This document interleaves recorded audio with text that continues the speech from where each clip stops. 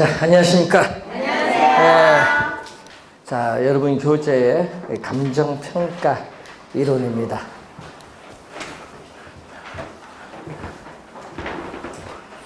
자, 감정평가 이론 우선 6문제가 출제가 되는 15%죠? 출제가 되는 단원입니다.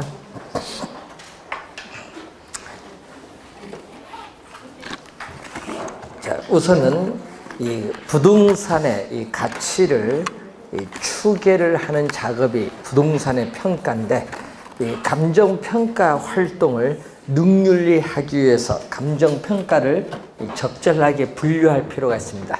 자, 그 교재 보시면은 이 평가의 주체, 이 감정평가의 주체죠.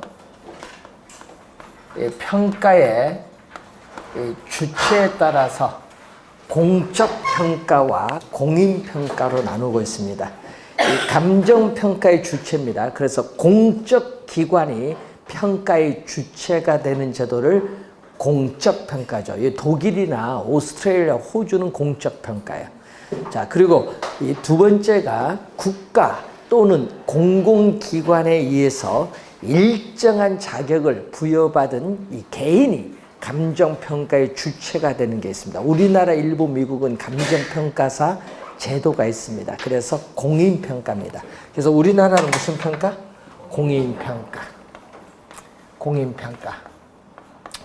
자, 여러분이 감정평가사 한번 시험 쳐셔도 되죠. 예? 예. 옛날에 물리학과 다니신 분이 38살 때쯤 중개사, 자기가 이제 뭐 거래하다가 사고를 당해서 요거 뭔가 싶어 물리학 공부하신 선생님이신데 학교 때려치우시고 공인중개사를 공부하셨어요. 그때 당시에. 예? 97년도에. 예? 그러니까 합격을 할 때 재밌잖아요. 재밌대요. 자기 물리학보다 더 재밌대요. 중개사. 재밌기는 뭐 재밌는지 모르겠지만 재밌대요. 그래서 감정평가사 시험까지 쳐서 이제 그때 39쯤에 시험 합격해서 여성분인데 그래서 수석 합격했어요. 감정평가사죠. 지금 대한민국이 잘 나가는 감정평가사입니다. 공인중개사 이것도 하니까 뭐 경매, 공매, 뭐 국가 뭐 평가다 보니까 그래서 지금 21년쯤 됐는데요. 그래서 전에 한번 건대에서 우연히 만났는데 돈 많이 버셨습니다. 중요한 거. 그래서 여러분도 공인중개사 되셔서 또 많이 버세요. 예. 자, 그래서 공적 평가가 아니라 우리나라는 공인평가. 자, 또 강제성이 있느냐 없느냐가 중요해요. 자, 강제성이 있으면은 필수적 평가, 없으면은 임의적 평가. 자, 여러분 법원의 경매 물건 있죠? 또 한국자산관리공사의 공매 물건이 있고, 또 국가가 지방자치단체가 국공유지를 처분할 수도 있습니다. 그래서 어떤 일정한 사유가 발생하면은 감정평가 의뢰인은 반드시 감정평가 기관의 평가를 받아야 되는 경우가 있어요. 이런 평가를 필수적 평가입니다. 임의적 평가는 여러분 자신이 뭐 은행에 담보대출 받고 싶다. 그래서 감정평가 의뢰인, 임의의 자유로운 의사에서 행해지는 평가. 은행에 담보대출 받고자 할 때 담보 물건을 평가하는 것은 임의적 평가가 됩니다. 자, 그리고 시험 문제는 뭐가 많이 나오냐 하면 거기 보면 감정평가의 조건에 따른 분류죠. 거기 현재가 있습니다. 현재 대상 물건의 상태, 또 점유가 불법 점유되느냐 그렇지 않느냐, 환경, 그리고 제한 물건의 부착, 또 구조가 어떠한가, 이 현재 있는 그대로, 현재 있는 상태 그대로 평가하는 것을 우리는 현황평가라고 해요. 현황평가. 자, 이 현황평가에서 우선 또 시험 지문에 많이 출제되는 지문이 있거든요. 그게 바로 거기에 감정평가에 관한 규칙 제6조가 있어요. 자, 우리나라, 자, 여러분, 이 교재 우리가 보면요, 이 규칙이 우리가 기본서 교재에 나오는데 규칙에 대한 내용이 많이 나오잖아요. 그래서 제6조, 제6조가 현황 기준 원칙이에요. 이 현황 기준 원칙인데, 자, 6조에 1항과 2항이 있거든요. 자, 1항을 보면은, 요 1항을 우리는 출제를 했었습니다. 자, 여러분 교재 1항이 나와 있죠? 자, 감정평가는 기준 시점에서의 대상 물건의 이용 상황 및 공법상 제한을 받는 상태를 기준으로 한다. 자, 공법상 밑줄. 여러분 시험 문제를 보면요, 공사법상으로 또 출제를 많이 해요. 함정에 걸리지 않다면 공사법상 들어가는 게 없어요. 공법상이지. 그리고 또 주의해야 될 것은 이용 상황인데, 문제는 불법적이거나 일시적 이용을 뭐한다? 제외한다는 거. 자, 그리고 2항도 있는데, 2항은요, 여러분이 나중에 교재를 찾아보면요, 이 법령에 다른 규정이 있거나, 또 감정평가 의뢰인이 요청하는 경우, 또 감정평가의 목적이나 대상 물건의 특성에 비추어 사회 통념상 필요하다고 인정되는 경우가 있어요. 이 세 가지 경우에는요, 감정평가업자는 요 1항에도 불구하고 그 세 가지 중에 어느 하나에 해당하는 경우에는, 예? 우리 감정평가 조건을 붙여서 감정평가할 수 있습니다. 그래서 뭐 실제와 다르게 가치 형성 요인을 가정한다든지 특수한 조건 붙입니다. 자, 이거는 교재를 통해서 한번 보시면 될 것 같고, 1항이 좀 중요하죠. 1항 확인해 두시고, 자, 그리고 과거로 갑니다. 여러분, 우리 재판상의 분쟁이 또 많이 나타나는데, 민사 사건도 있고 형사 사건도 있을 수 있어요. 그래서 어떻게 돼요? 여러분이 여기 과거로 가죠. 과거. 자, 이 과거의 일정 시점을 기준으로 우리가 평가를 하는 경우인데, 이런 평가를 과거로 가니까 소급이라고 해요. 소급 평가. 자, 여러분 투자를 여러분 하는데 타당성이 있느냐 없느냐 중요하죠. 이 판단을 좀 해야 되겠다. 그래서 가까운 미래에 도래가 확실하다. 자, 가까운 미래의 도래가 확실한 미래의 일정 시점을 우리가 기준으로 평가할 수 있죠. 이런 평가를 무슨 평가? 기한부 평가라고. 기한부 평가. 기한부 평가. 자, 그럼 미래는 미래인데, 미래에 또 불확실하다. 미래에 불확실하다. 미래에 불확실한 상황이 성취될 것을 전제로 부동산의 가치가 증가하느냐 감소하냐, 이걸 고려해서 행하는 평가를 조건부 평가입니다. 자, 이때 이 조건은 실현이 가능해야 돼요. 자, 이런 바다를 우리가 메워서 평가한다. 실현 불가능해요. 그래서 조건은 우선 실현이 가능해야 되고 합법성을 띠고 있어야 된다. 자, 예를 들어서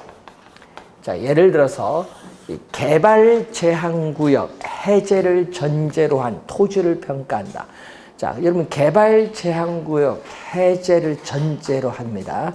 그럼 개발 제한 해제는 어떻게 돼요? 실현이 가능하죠. 예? 또 법적인 절차에 따라 해제하죠. 합법성을 띠고 있어요.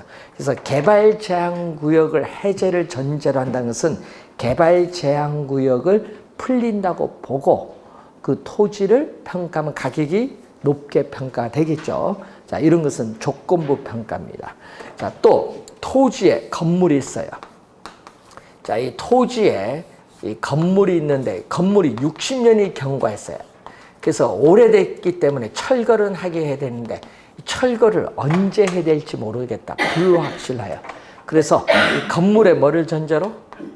우리 재개발 때 이게 가끔 이런 게 나오는데 이 건물에 뭐를 전제로 한다? 철거를 전제로 해서. 그럼 철거를 전제로 한다는 것은 건물이 있는데 없다고 보는 거예요. 건물이 없다고 보고 토지를 건물이 없는 상태에 낮은 상태로 평가하면 가격이 건물이 있을 때보다 비싸게 평가되겠죠. 예, 그거예요. 낮은 상태로 평가하는 것은 무슨 평가? 조건부 평가. 건물의 철거를 전제로 한 토지를 낮은 상태로 평가한다는 거죠. 자, 우선 확인을 한번 해보시고, 자, 일본에서 있는 복합 부동산, 경우에 적용하죠. 자, 우리 부동산 개념을 배우셨는데 일본에서는 복합 부동산의 경우에 이 적용을 우선 합니다. 그래서 토지에 이렇게 건물이 있어요. 그러니까 토지와 건물이 결합된 상태. 이 토지에 이렇게 건물이 결합된 상태인데, 자, 무슨 평가가 있냐면 두 가지를 잘 구분해 두셔야 되는데, 이 독립평가와 부분평가가 나와 있어요. 자, 이때 독립평가는 평가 대상 토지, 지금 토지를 평가하는 거예요. 이 평가 대상 토지상에 건물이 있는 복합 부동산인 경우인데, 건물이 있는데 건물이 없다고 보는 거예요. 그럼 건물이 없다. 건물의 철거를 전제로 해서 토지를 무슨 상태로 평가한다? 나지 상태로 평가한다. 토지를 나지 상태로 평가하는 것을 독립평가죠. 그럼 아까 방금 건물의 철거를 전제로 한 뭐에 속하는 거죠? 독립평가는 조건부 평가. 조건부 우리 평가에 속한 개념인데, 건물이 없는 나지 상태는 뭐다? 건물이 없으니까 건부 감가를 고려할 필요가 없다. 건부 감가 당연히 고려할 필요가 없고, 낮이기 때문에 토지의 최선의 이용, 뭐를 최유효 이용을 전제로 한 토지의 가격을 구할 수 있다. 최유효 이용의 상태를 전제로 한 가격을 구할 수 있는 거예요. 자, 그런데 요 부분 평가는 평가 대상 토지상의 건물이 있는데 건물이 현재 이용되고 있는 상태 그대로 토지를 평가하니까, 건물이 이용되고 있는 상태니까 이때는 뭘로 평가한다? 건부지로 평가하는 거지. 건부지. 건부지니까 건물로 인해서 토지 사용 수익이 제한을 받을 수 있죠. 그래서 뭐를 고려한다? 건부 감가를 고려하는데, 건물이 현재 이용되고 있는 상태 그대로 평가하기 때문에 무슨 평가? 현재 이용 상태 그대로 평가는 현황 평가에 속하는 개념이다. 자, 일본에 있어서 관련된 내용이죠. 자, 우리나라 또 감정 평가에 관한 규칙 제7조. 자, 우리나라 감정 평가에 관한 규칙 또 제7조는 개별 물건 기준 원칙이다. 개별 물건. 자, 개별 물건 기준 원칙 등이 나오는데, 자, 네 가지 조문이 여러분 교재에 나와 있습니다. 자, 네 가지 조문을 보면은 우선은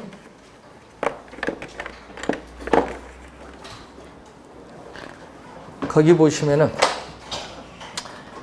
1항이 나오죠. 1항. 감정평가는 대상 물건마다 뭐한다? 개별로 우리는 하여야 한다. 개별로 하여야 한다. 바로 뭐를 원칙으로 했다? 이 개별 물건 기준 원칙의 1항은. 하여야 한다는, 하여야는 반드시라는 의미입니다. 반드시. 자, 그런데 하여야 한다가 있고요. 요 2항, 3항, 4항은요, 요건 할 수 있다야. 할 수 있다. 요 세 가지는, 요 등 있죠? 요 등이 요 세 가지에 속하는 거예요. 자, 우선은 둘 이상입니다. 예, 토지 건물, 이렇게 토지 건물 둘 이상의 대상 물건이 일체 묶은 상태 일체로 거래되거나 대상 물건 상호 간에, 요 토지 건물 요 상호 간에 용도상 불가분의 관계에 있는 경우, 뗄래야 뗄 수 없다. 예? 불가분의 관계. 여러분, 토지는 어떻게 돼요? 상업용이면 건물도 상업용인데 주거용으로 이용되는 경우도 있어요. 그러니까 하여튼 용도상 뗄래야 뗄 수 없는 불가분의 관계에 있는 경우에는 일괄하여 뭐 할 수 있다? 일괄하여 감정평가할 수 있다. 그 법 조문이 있죠. 그 조문이 툭툭 튀어나옵니다. 법 조문 그대로. 자, 두 번, 사망은 요 두 개는요, 또 3년 전에 출제했거든요. 또 19회 시험도 나오고, 자, 이번은 또 하나가 나오죠. 하나의 대상 물건이라도 우리는 가치를 달리하는 부분은 뭐 한다? 이를 구분하여 감정평가할 수 있다. 예. 그럼 주상복합 건물 같은 경우에 우리는 구분평가할 수 있고, 여러분 도로가 있는데 이 도로에 1필의 토지가 있죠. 여기 하나의 물건이 있는데 도로에 전면, 후면이 주어졌죠. 그래서 여기가 뭐다? 전면은 상업용, 후면은 주거용으로 이용되면요, 가치가 상업용이 비싸요. 이 전체를 상업용으로 평가하면 과대평가가 되고, 전체를 주거용으로 평가하면 과소평가되는 경향이 있으니까 가치가 다르죠. 상업용이 훨씬 비싸니까 이때는 하나의 물건이라도 뭐 구분하여, 상업용, 주거용 구분하여 감정평가할 수 있다. 자, 그리고 여기에 사항은 뭐죠? 부분평가가 또 나오죠. 부분평가.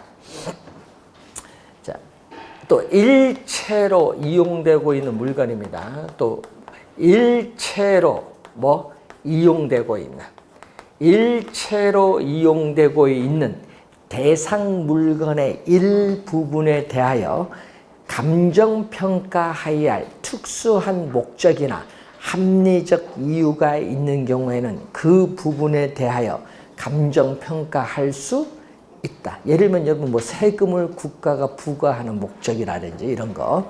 그래서 일체로 이용되고 있는 물건 전체를 기준해서, 물건 전체를 기준해서 일부분을 평가합니다. 자, 1필의 토지에 있어서, 자, 이 부분이 도시계획시설, 이 부분이 도시, 우리가 계획시설에 저촉이 돼서 뭐를 한다? 수용이 된다. 수용. 자, 수용 시에 뭐를 한다?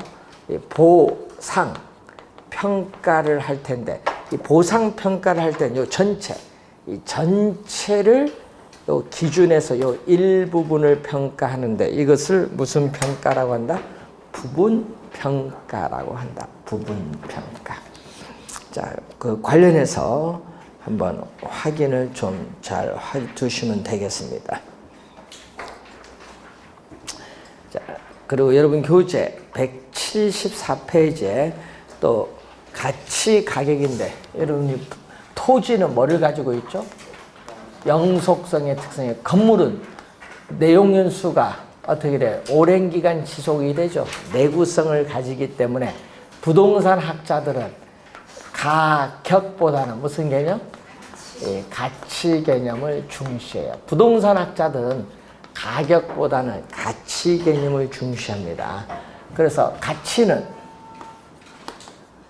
가치는 우리가 화폐, 가치를 우리는 일반적으로 화폐를 매개체로 해서 1제곱미터당 얼마 가격으로 나타낸 거죠. 자, 가치는 이 효용에 중점을 둬요. 가치는, 효용이 뭐예요? 효용은 상품을 여러분 소비함으로써 얻는 만족이에요. 만족. 그 만족은 사람마다 똑같을 수가 없어요. 다르다. 그래서 뭐다? 주관적인 판단이 개입돼요. 그래서 가치는 효용이 사람마다 다르기 때문에 주관적 판단이 개입되고, 또 무슨 개념? 추상적인 개념이에요. 그래서 이 주관적이기 때문에, 주관적이죠? 이 주관적이기 때문에 각 개인마다 가치는 동일하다, 차이가 있다. 예, 차이가 있어요. 뭐 이건 상식이지, 뭐 차이가 있다.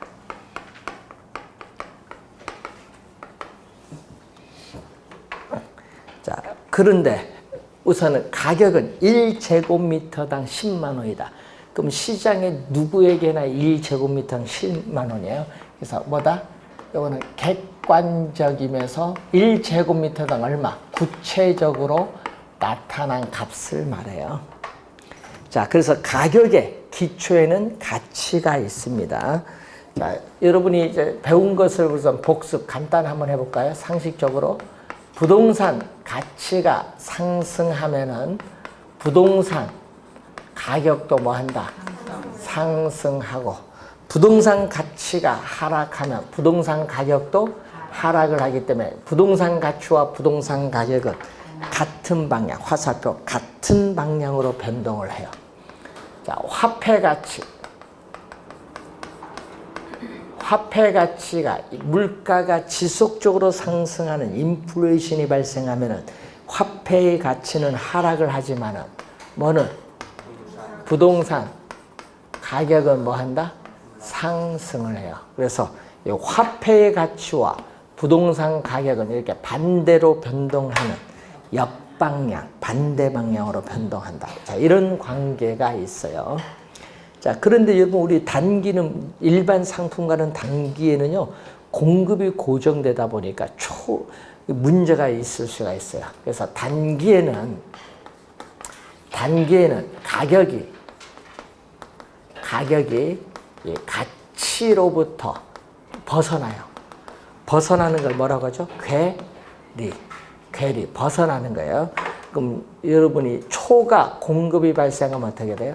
괴리되고 있는데 공급량이 수요량보다 많은 공급 초과가 더 많았다. 그러면은 공급자 간의 경쟁에 의해서 가격은 하락을 하는데 가격이 가치 이하로 하락을 하고 또 수요량이 공급량보다 많은 또 초과 수요가 발생을 했을 경우에는 또 수요자 간의 경쟁에서 가격이 가치 이상으로 상승을 해요.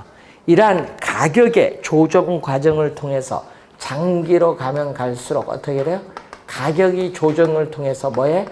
가치에 이렇게 일치되게끔 조정이 이루어져요. 그래서 가치는 가격의 장기적인 균형값으로서의 성격을 갖는데 요 지문이 19회 시험에는 정답으로 출제해서 19회 시험에 가치 가격에 관련해서 그럼 요걸 기초로 해서 여러분 그 표해봤더니 개념이 또 시험에 또 개념 잘 나오죠. 개념은 여러분 공인중개사가 중요시되는 건 뭐다? 가격이고 감정평가사가 중요시하는 개념은 무슨 개념? 가치예요. 자, 가격은 부동산 시장에서 부동산 거래가 성립되었을 때 우리는 매도자, 매수자 사이에 교환의 대가로 실제로 지불한 금액이 뭐다? 가격이다. 그래서 가격은 우리는 과거입니다. 현재가 아니에요. 과거, 1년 전에 거래 이루어졌던, 일주일에 거래가 이루어졌던 하여튼 과거입니다. 과거 시점에서 부동산 거래가 성립되었을 때 가치는 과거의 값. 그리고 가치는 어빙 피셔의 개념이죠. 어빙 피셔라는 학자는 가치를 이렇게 설명해요. 부동산 소유에서 비롯되는 미래, 장래의 편익 또는 이익을 현재의 가치로 환원한 값을 뭐라고 한다? 가치죠. 자, 여러분 장래의 편익, 이익에는요 금전적인 것뿐만 아니라 비금전적인 것도 포함해. 그럼 금전적인 건 대표적인 게 뭐가 있어요? 금전적인 거 눈에 보이죠? 뭐 전매, 차익, 임대료 수입, 돈 얼마 들어오잖아요. 눈에 보여 그거는. 근데 눈에 안 보이는 게 있어. 무형적인 것은 바로 비금전적인 거야. 이것은 부동산 소유로 인한 정신적 만족감이야. 특히 우리나라는 이게 더 큰 것 같아. 땅덩어리가 좁은 국가는요, 부동산 소유로 인한 만족감이 커요. 자, 그래서 무슨 값? 이거는 현재 시점에서 우리는 부동산 소유에서 비롯되는 미래 이익을 현재 가치로 환원한 현재 값인데, 자, 여러분 25회 시험에는요, 이것을 과거를 현재를 미래로 출제해서 말을 바꿔서 25회 정답이었죠. 그러니까 뭐 19회 시험이 냈고요. 25회 나왔으니까 원래 30회 시험이니까 원래 출제할 수도 있죠. 그래서 128일 남았는데 그때 시험 칠 때 보면 혹시 나올 수도 있겠지. 128일 남았어요.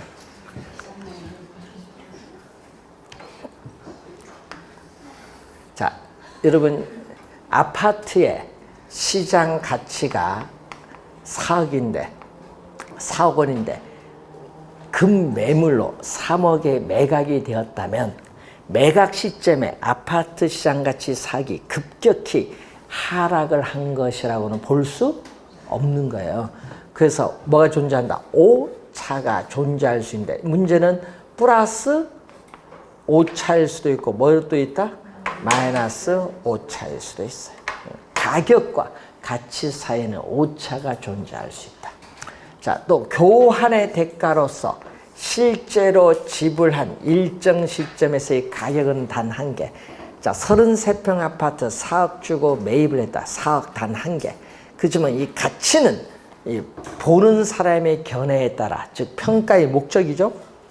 국세청이 세금을 부과할 목적으로 평가한 과세가치, 또 보험회사에서 보험금 상정을 목적으로 평가한 보험가치, 시장가치, 담보가치, 금융기관에서 평가한 담보부동산의 물건 평가 담보가치, 가치는 동일한 부동산이지만 여러 개 존재할 수 있다.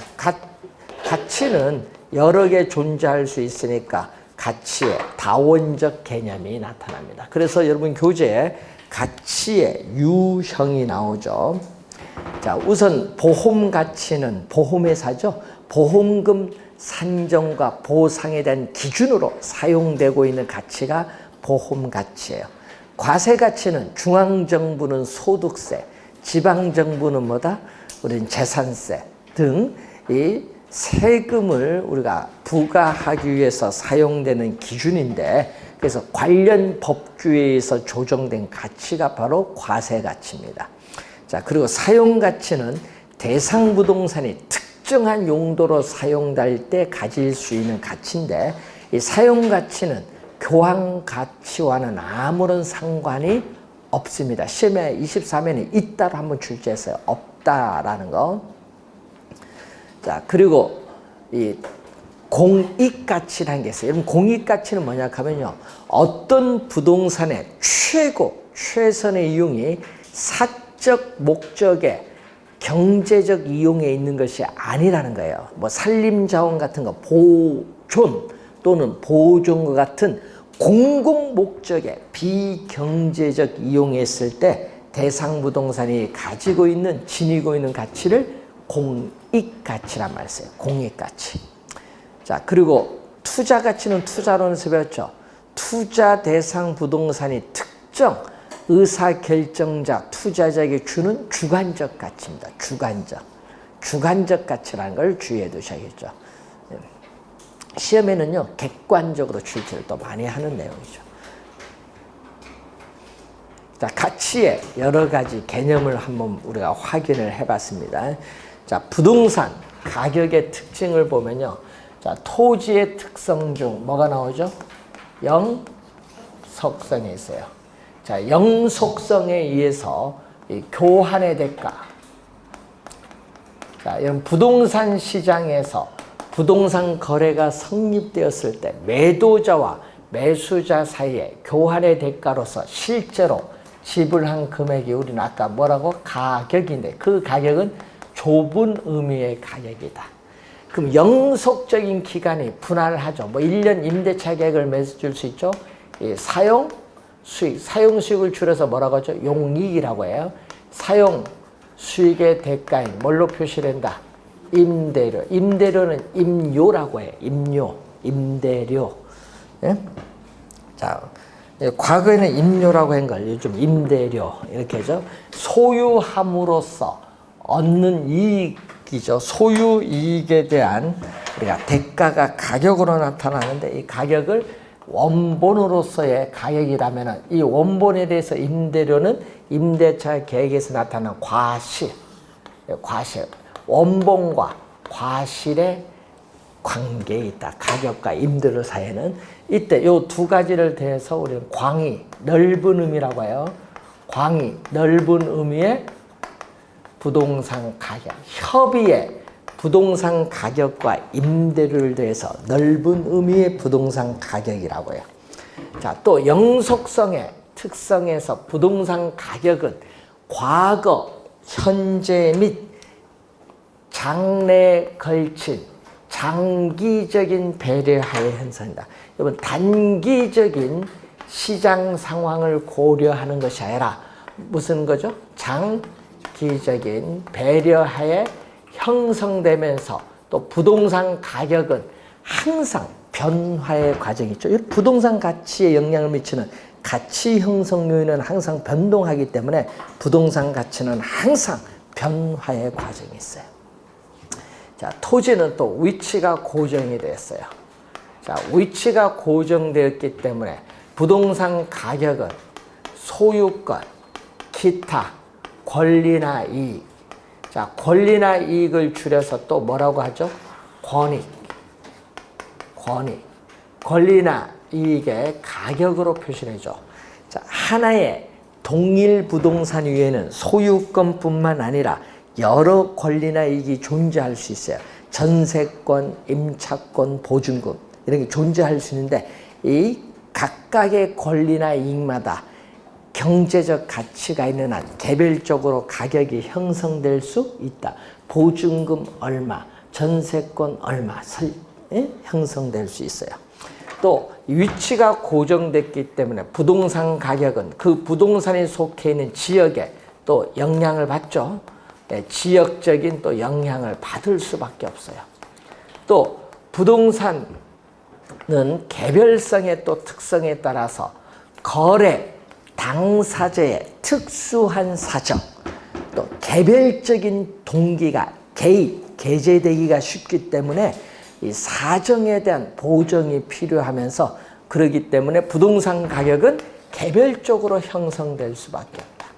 각각 다 다르니까 개별적으로 또 형성될 수밖에 없어요.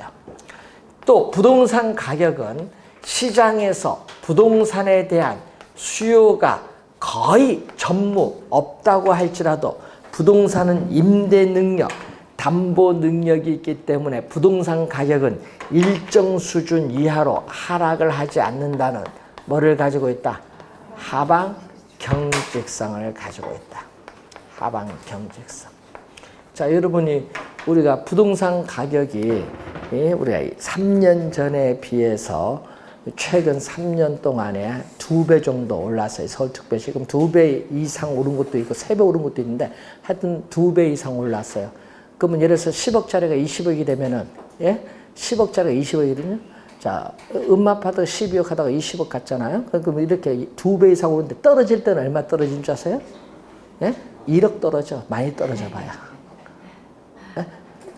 오른 거는요, 얘기 안 해. 떨어진 거는 1억 떨어졌다고, 떨어졌다. 좋아할 일이 아니야. 그래서 원래 이제 2분기 6월 달 지나면은 또 어떻게 돼요? 9월 달부터 또 강남 아파트 가격이 또 폭등할 예정이다. 발표 나오죠. 이게 뭐냐? 문제, 수요를 억제한다고 그게 뭐 되는 게 아니에요. 그래서 정부가 잘못 생각을 하는 거지. 수요가 억제된다? 그 중상층만 죽이는 거야. 여러분, 아파트 분양 못 받아요. 대출 규제를 하면 여러분한테 못 받는 거지. 돈 있는 사람 신경 안 써. 그래서 공급을 늘려줘야 되는데 정책이 반대로 가고 있죠.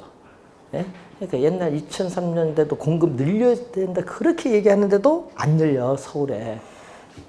건물 고층화 시켜야지, 외국처럼. 여러분 중국 가보세요. 그 땅덩이 넓어도 고층화된 건물을 계속 짓잖아요. 왜? 도시가 더워서 비싸니까 어쩔 수 없지. 자, 그래서 여러분이 이제 이 부동산이 여기 상당히 이게 좀 정책이 어려운 거예요.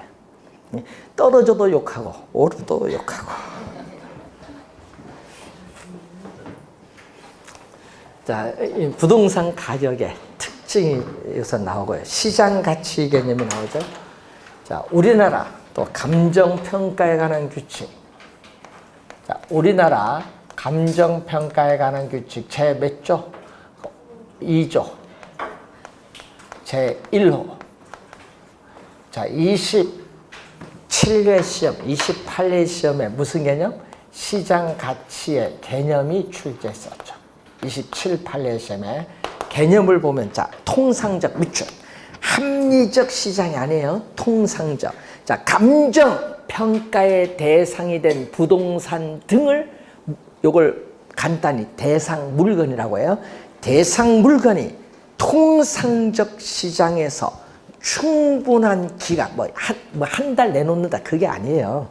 충분한 기간 거래를 위하여 공개된 후 그 대상 물건 내용에 정통한 당사자 사이에 신중하고 자발적인 거래가 있을 경우 강요한 거래가 아니라는 얘기죠.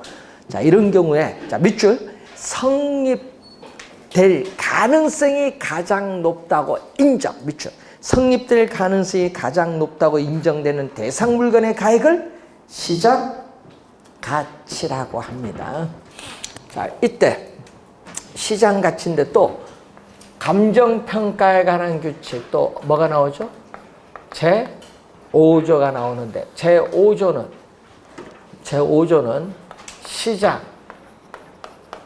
가치 기준 원칙이에요. 자, 그럼 제 5조에는 두 가지가 있죠. 1항, 2항 보면 어떻게 돼요? 대상 물건의 감정평가액은 시장 가치를 기준으로 결정한다. 요거 21회 시험과 26회 시험에 출제를 했는데 문제는 시장 가치죠. 요걸 우리는 뭐라고 한다? 시장 가치. 요것을 뭘로 출제해요? 적정 가격. 여러분 감정평가에 관한 규칙에서는 시장 가치만 부동산 가격 공시에 관한 법률에서 뭐다? 적정 가격. 적정 가격이 아닙니다. 적정 가격 아니라는 거 주의해 두시고 자, 2항 28회 시험에 출제했죠. 2년 전에. 2항은 자, 감정평가업자는 제1항에도 불구하고 다음 각 코의 어느 하나에 해당하는 경우에는 어떤 거? 세 가지. 법령에 다른 규정이 있는 경우, 감정평가 의뢰인이 요청하는 경우, 감정평가의 목적이나 대상 물건의 특성에 비추어 사회 통념상 필요하다고 인정되는 경우, 이 세 가지 중에 어느 하나에 해당하는 경우에는 대상 물건의 감정평가액을 시장 가치 외의 가치를 기준으로 결정할 수 있다. 요 2항은 2년 전 28회 시험에 또 출제했습니다. 자, 요 두 가지 좀 확인 또 해 두셔야겠죠.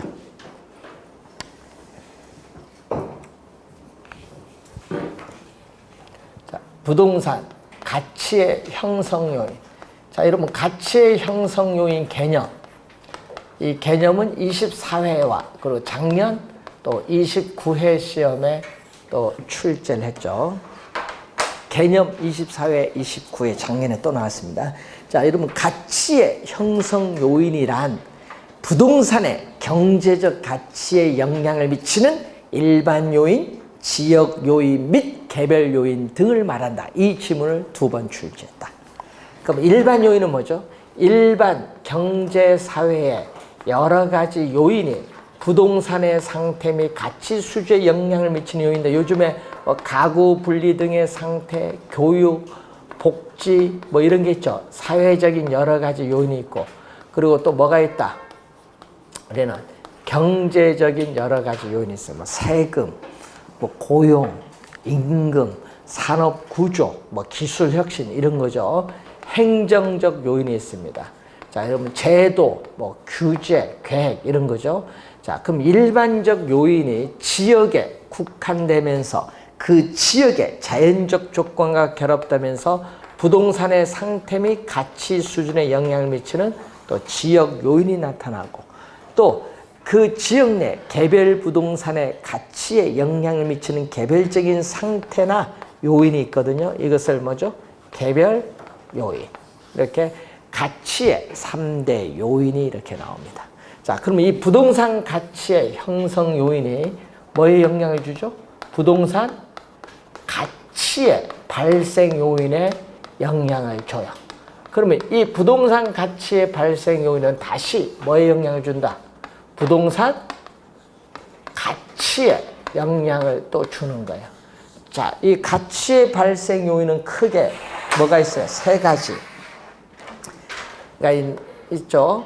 우리는 그 세 가지가 경제적 요인입니다. 자, 경제적 측면에서의 요인이 우선 뭐에서? 시장에서 수요와 공급의 상호 관계에서 뭐가 결정되죠? 가치가 결정이 되는 거예요. 그럼 수요 측면의 요인 두 가지가 있죠. 유용성. 자, 여러분 부동산에 관한 인간의 필요와 욕구를 충족시켜 줄 수 있는 재화의 능력을 뭐라고 한다? 유용성, 효용인데 유용성을 측정할 때 주거용 부동산인 경우는 주택을 소유하여 생활함으로써 느끼는 만족도인 쾌적성. 이 쾌적 가치가 높을수록 부동산 가치도 높게 평가되는 경향이 있죠. 자, 상업용 부동산인 경우는 뭐가 된다? 부동산을 이용함으로써 얻는 경제적 이익. 경제적 이익인 바로 수익성이 있어요. 자, 그리고 공업용 부동산은 생산 과정의 부동산을 이용함으로써 우리는 경제적 타당성 있는가 보는 생산성을 중심으로 판단하죠. 자, 실질적인 구매력을 갖춘 수요를 유효 수요인데 유효 수요는 부동산을 구매할 의사, 살 의사도 있지만은 부동산을 구입을 할 수 있는 지불 능력도 갖추고 있어야 바로 유효 수요다. 자, 공급 측면에서는 상대적 희소성이죠. 자, 자연적 특성인 부증성에 의해서 희소성이 나타나죠. 토지를 소유하고자 하는 인간의 욕망은 무한한데 그 무한한 욕망을 충족시켜줄 토지 자원은 한정되어 있다는 얘기죠. 자, 그러면 상대적 이 희소성은 또 뭐에서? 용도의 다양성에 의해서 토지 이용에서의 용도의 전환을 통해서 택지를 조성, 공급은 가능한데 그 공급이 수요에 비해서 양적, 질적으로 부족한 상태를 상대적 희소성이죠. 또 알프레드 링이라는 또 학자는 이 세 가지 요인 중에 법적 측면의 요인으로서 뭐를 포함시킨다? 이전성을 또 포함시키기도 하는데 토지는 지리적 위치가 고정되었기 때문에 이동시킬 수 없어. 그럼 이전은 권리가 이전되는 거예요. 토지는 물리적으로 이동하지 않기 때문에 권리가 이전된다.